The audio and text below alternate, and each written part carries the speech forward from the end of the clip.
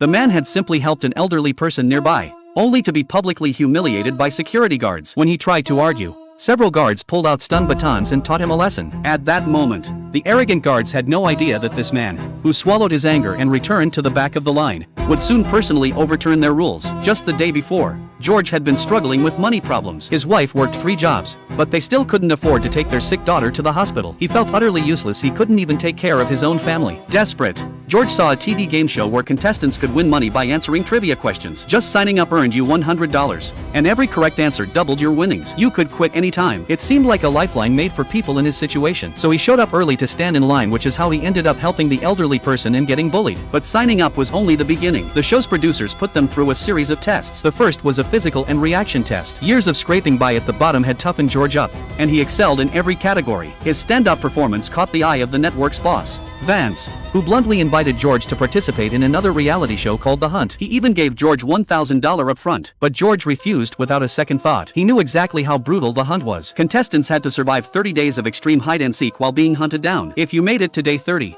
you'd win a massive cash prize enough to change George's family's life forever. But no matter how tempting the reward, it was still a death game with no guarantee of return. Seeing George unmoved, Vance smiled and told him he didn't actually need to survive all 30 days. The rules awarded extra money for each day survived if he could just make it to 7 days. It would be enough to support his wife and child for the rest of their lives. That hit George right where it hurt. In the end, he signed the waiver with trembling hands. Before the show started, staff fitted him with a wristband that not only tracked time but also displayed daily prize updates. Then, amid roaring cheers, he was led onto the stage along with 2 other contestants. The host began reading the rules. First, each contestant would receive $1,000 in escape funds and a 12-hour head start before the hunters began their pursuit. Second, every day, contestants had to record a video and drop it into a drone mailbox before midnight. Third, the longer you wanted to survive, the farther you had to run and the better you had to hide. For all 30 days, you'd be hunted by 5 professional hunters, and the entire thing would be broadcast live 24/7. Worst of all, any member of the public who provided accurate information on the contestants' whereabouts could win $10 million.